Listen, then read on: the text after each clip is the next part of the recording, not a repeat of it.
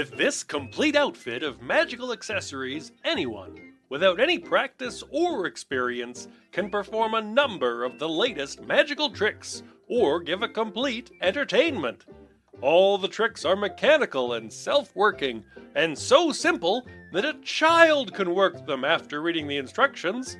But to the audience, they appear wonderful feats of skill. This advertisement includes language which is very familiar to anyone who has ever been browsing through a magic shop catalog. You probably see it in your email inbox every few weeks. But this text, verbatim, is from 1913. That's over a century of promising a complete lack of effort required to pull off a demonstration of magical delights. Indeed, the lifetime pursuit of the world's greatest conjurers. Boxed up and shipped to you for 85 cents. This alluring offer seems fine to entice a young child or curious comic book reader to pick up a wand, but why are experienced magicians with decades worth of tricks under their thumb tip still being drawn into the dealer's booth with this same pitch? I'm Ryan Pilling, and this is Theory and Thoughts for Magicians. Today, I'm looking at the dominance of self-working magic and asking the question, how's that working for you?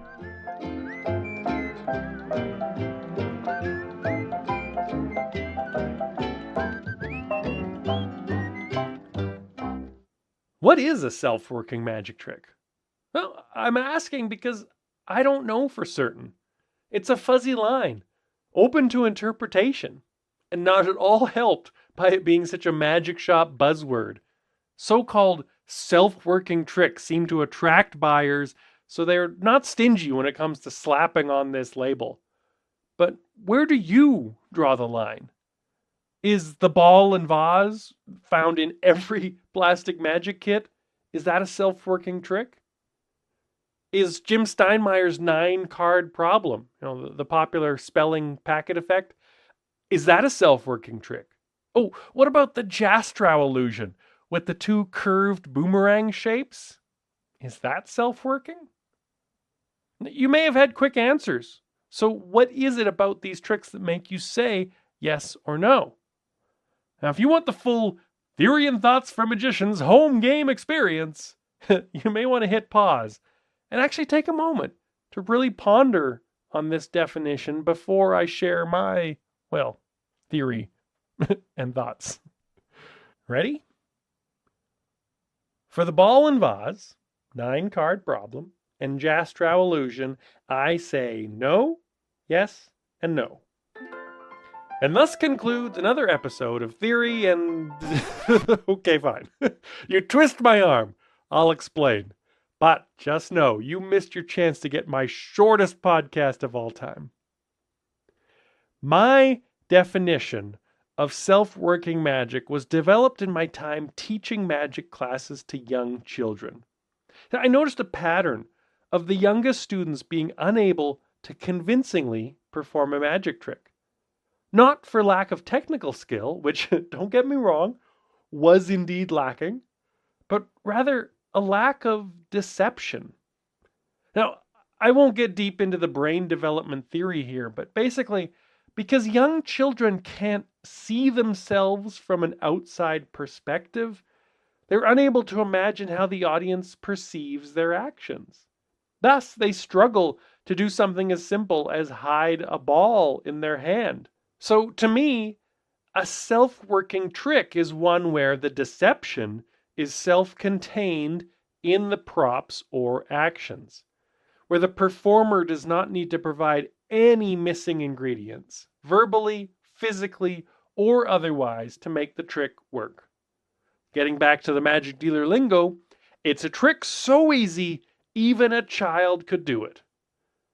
So, while the rudimentary ball and vase is extremely easy, with no sleight of hand required, at least when the ball is vanished by placing it into your pocket, it still demands a smooth handling of the gimmick for the ball's return to be deceptive. Meanwhile, The 9-card problem, even though it's a more complex handling, asks nothing of the performer beyond following the sequence. There's no sneaky move to do, no deception required. The math just works out, thus self-working. Now, I mentioned the Jastrow illusion, which I feel is not a self-working trick, but it is as close to the line as possible. There are no gimmicks, no moving parts, and no sleight of hand.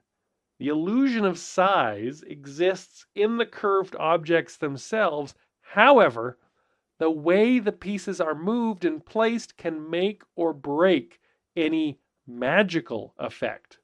Thus, it requires skill. Just a little. As usual, I've thought more about this stuff than one reasonably ought to, and narrowed it down to minutia. That, to me, is the razor edge of a truly self-working magic trick. And now, I'm going to toss that all out the window. This discussion is not about self-working tricks in a technical sense, but rather the culture of the self-working mindset in the magic community. So deal yourself 3 piles of 7 cards, and let's get started.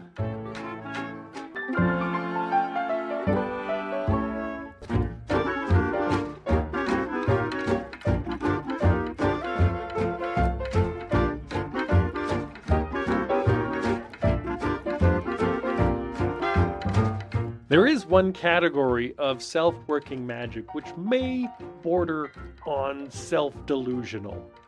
The sort of routines that ask you to think of a number from 3 to 9, double it, add 12, now deal 4 piles of cards corresponding to the digits in your mother's birth year, and you get the idea.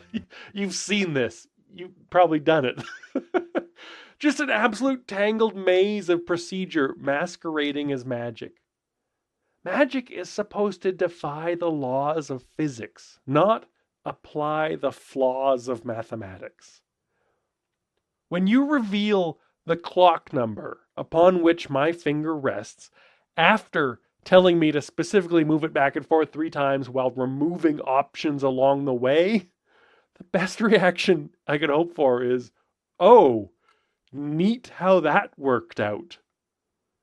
Now, I've used some things like this myself. There are times when it is the right solution for the moment, particularly making an interactive experience for a large group or a virtual audience, places where sleights cannot exist. But it comes with sacrifices.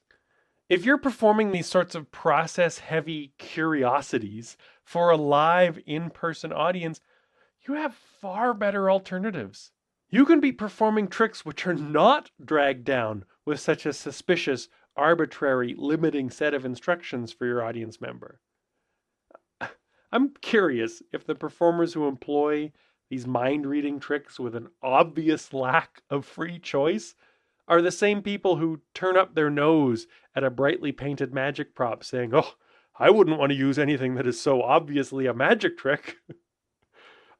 I don't have empirical evidence to support this statement, but I feel as though these arbitrary processes are equally obvious to our audiences. They aren't going to believe you're a wonder worker for reading through a list of instructions. Strong magic is made from deceptions that an audience does not suspect, let alone detect. To me, this puts long and winding verbal instructions in the same boat as suspiciously sloppy sleight of hand. They diminish the impact you can make with your magic. As you grow as a magician, I encourage you to leave both of them behind.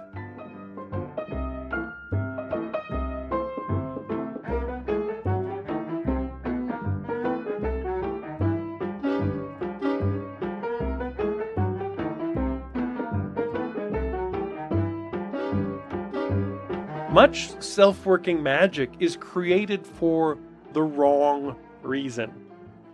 To be able to list it for sale with the catchphrase, "easy to do." In the history of the world, Nothing has been made better in order to appeal to the mass market. Instead, magic stores are filled with the scent of roughing spray to cover up any whiff of a double lift or a slip force. Any sign of a sleight would kill sales of the latest and greatest trick. Most effects can be accomplished by any number of methods. The magical artist chooses the sleights, handling, and misdirection to best suit their intended performance. The magical seller chooses to sacrifice everything else in favor of a self-working method. It's a one-size-fits-all solution, where the one size is suited for the least skilled magician in the room. Is that what you want to be doing?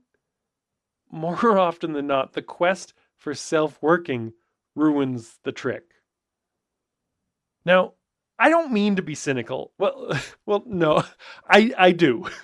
But I don't like to be cynical. Earlier this week, I found an old book entitled New Conjuring Without Skill. The title alone offended my years of investment in this art, and I was fully prepared to have my knickers notably knotted. My attitude immediately changed when I read the foreword from author Norman Hunter, an alumni of Maskelyne's Mysteries show at Egyptian Hall. He writes, "So this book contains newish tricks. They are, I hope and believe, tricks which have not previously been explained in a way that makes them easy to perform. One or two of them can be done by means of either severely costly apparatus or exceedingly twiddly fingers. But this book is for conjurers who do not want to spend 6 months learning a trick that is over in 6 seconds. At the same time, do please let me impress on you that you jolly well can't expect to do a trick, not even the simplest, easiest trick, without trying it over a few times. You can call that practice if you like. If you do, then these tricks need a little practice. So does every trick if you're going to do it properly and not make a howling mess of it like stout Uncle George, who has a shot at a bit of conjuring, at Christmas and makes everyone wish he hadn't. Perhaps I can most easily show you what I mean by making a comparison. You can play Handel's Largo on an ordinary piano moderately well after several years of study and goodness knows how many hours of practice. You can also play it moderately well on an auto sort of player piano with about 4 minutes study and after trying it through about twice. In the first instance, you are doing it by, shall we say, sleight of hand. In the second, you are doing it by a simplified method. The analogy is not perfect, but conjuring is something like that. There is also this similarity. If you can play the piano by the genuine sleight of hand method, as I called it, then you can play pretty well anything.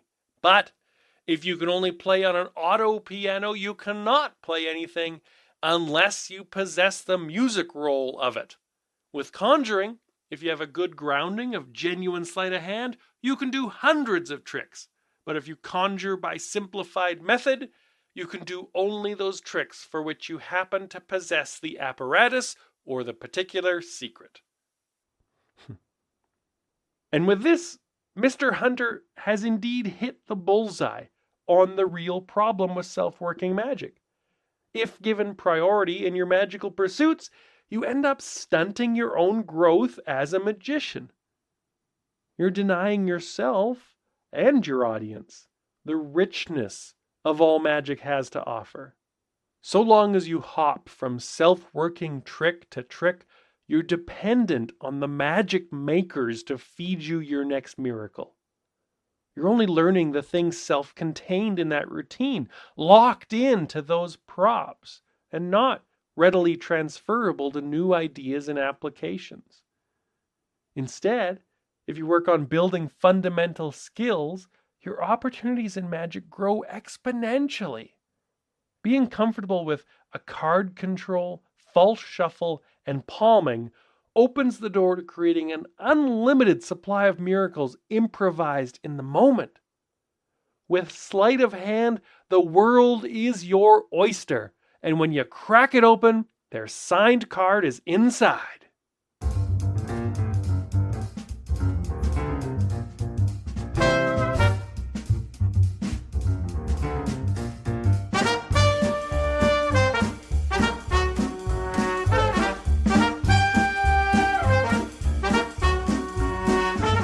While self-working has been in the magic lingo for over a century, there's a more recent edition that seems to have latched on like a parasite. People defend or justify their preference for self-working tricks because, as the saying goes, it allows me to focus on the presentation. Well, now you've done it. I'm officially riled. You've irked a Canadian. That's not easy. If you do exclusively self-working tricks because it allows you to focus on your presentation, then buddy, your presentation better be pretty fantastically special.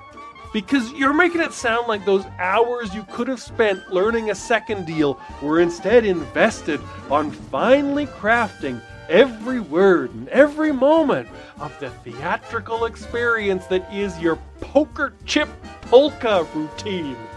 I've been around the magical block long enough to have witnessed the same self-working tricks presented with the same self-working scripts on repeat. The performer is often an interchangeable organ-grinding operator. Put another nickel in and turn the crank. All right, I'm getting a bit cranky myself. Look, I don't think there's anything wrong with performing a trick as is out of the box, especially for new magicians. Keep it simple while you learn the ropes. My frustration is only with the "so I can focus on my presentation" poppycock. There are plenty of fine reasons to do self-working magic, but to focus on presentation ain't one. You're lying to me and you're lying to yourself. Is your ability to perform magic really so fragile that it would crumble under the weight of a finger-palmed quarter? I don't think so. I think you can break free of this limitation you've put on yourself. You can enroll yourself in card college to start building confidence with basic sleight of hand. Follow the royal road to building your skills one easy to master miracle at a time. Stop pretending to focus on your presentation and start working on your education.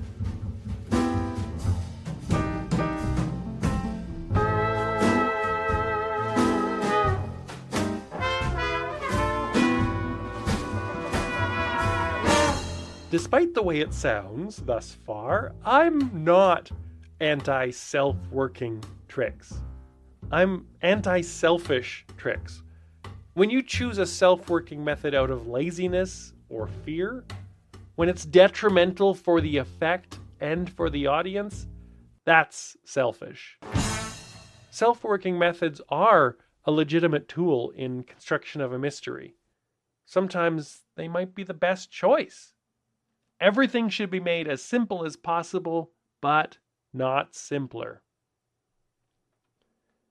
In the middle of a book review in MUM magazine, July 2015, Michael Close, who is certainly no slouch with a deck of cards, wrote this: "It is not only the unskilled beginner who has an interest in self-working card tricks. There are many very skilled professionals whose repertoire contains a few slightless effects. I have half a dozen or so that I perform all the time in casual situations.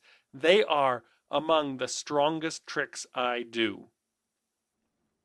Michael emphasizes casual situations and goes on to explain that a bulletproof method is an ideal countermeasure when the performance environment is not in your favor. But you can't always play it safe. No risk, no reward. Also, side note, the term slightless is a far more functional term than self-working. I'll hang on to that. In Expert Card Technique from 1945, Browie and Hugard explain it this way: "In considering the question of sleight of hand versus self-working tricks, it is well always to be guided not by your own personal prejudices, but by the effect any trick has upon those who see it.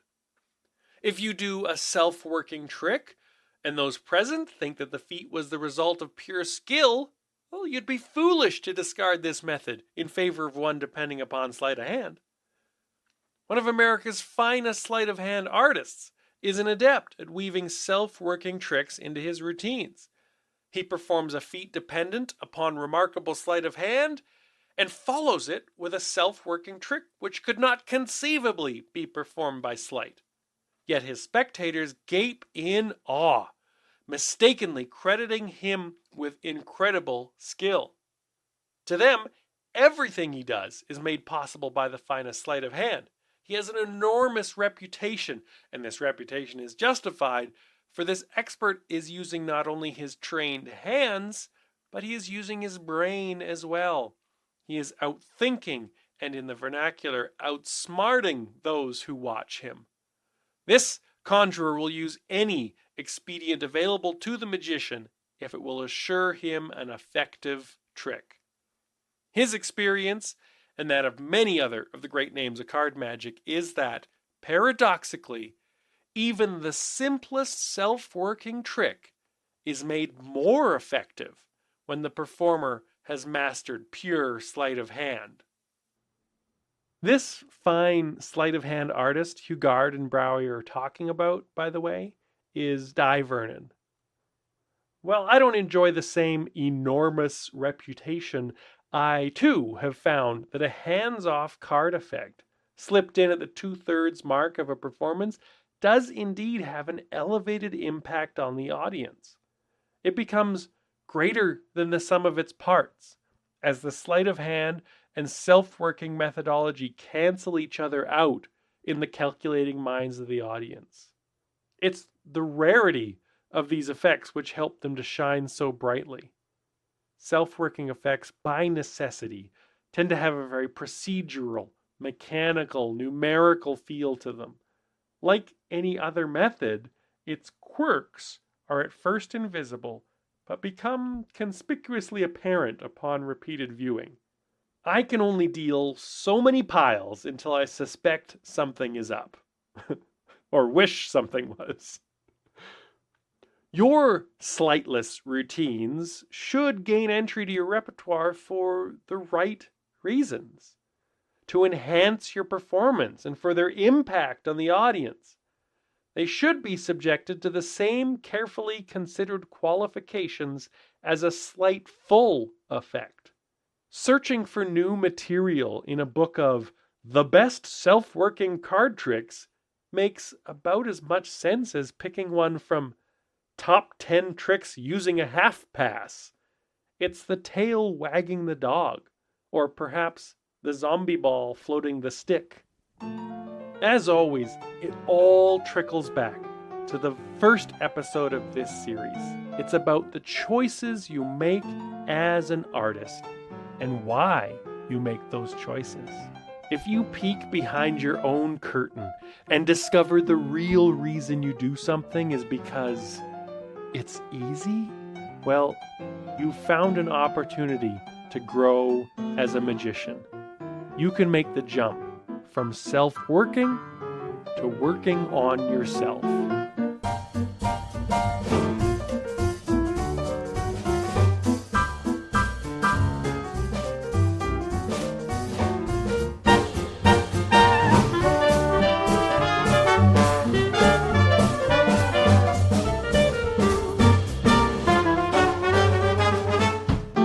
And as the elephant reaches Denmark, so too have we reached the end mark of this episode of Theory and Thoughts for Magicians.